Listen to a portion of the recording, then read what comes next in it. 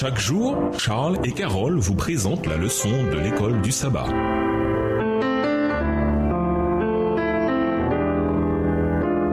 Bienvenue dans votre émission. Dieu nous parle. Nous voilà à la leçon de jeudi, une dîme honnête ou fidèle. Lisons 1 Corinthiens 4 et versets 1 et 2. En tant qu'enfants de Dieu et gestionnaires de ses bénédictions, quel genre de personnes sommes-nous appelés à devenir? 1 Corinthiens 4, les versets 1 et 2. Ainsi qu'on nous regarde comme des serviteurs de Christ et des dispensateurs des mystères de Dieu. Du reste, ce qu'on demande des dispensateurs, c'est que chacun soit trouvé fidèle. Alors que signifie être fidèle avec notre dîme? Cette semaine, nous avons analysé plusieurs des composantes de la dîme. Premièrement, le montant. 1/10 ou 10% de notre revenu ou notre bénéfice. Deuxièmement, apporter à la maison du trésor, le lieu à partir duquel les ministres du culte sont payés. Troisièmement, honorer Dieu avec la première partie de notre revenu. Quatrièmement, utiliser pour le bon objectif, soutenir le ministère. En tant que membre d'Église, nous avons la responsabilité de respecter les 3 premiers éléments. Quant aux gestionnaires du trésor, ils ont la responsabilité de s'assurer que les fonds de dîme sont bien employés. De plus, la dîme n'est pas facultative. Le 10e et le trésor font tous deux partie de notre responsabilité. Ce n'est pas nous qui fixons les paramètres, mais Dieu. Si nous ne rendons pas 10% de notre revenu, nous ne donnons pas vraiment la dîme. Et si nous n'apportons pas ces 10% au trésor, alors nous ne donnons pas vraiment la dîme non plus. Lisons Matthieu 25,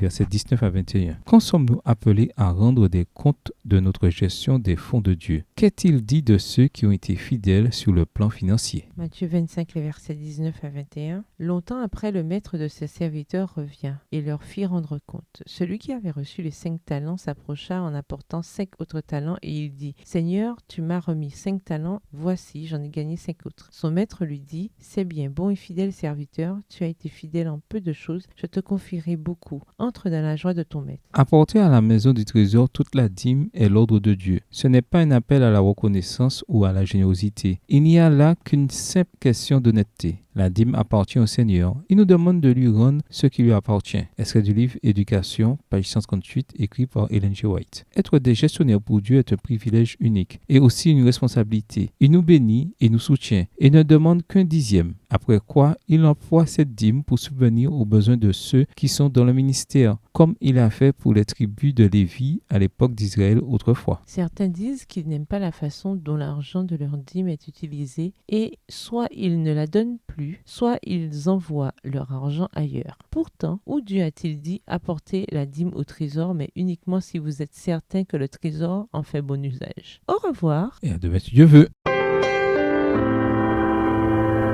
Dieu nous parle. Chaque jour, Charles et Carole vous présentent la leçon de l'école du sabbat.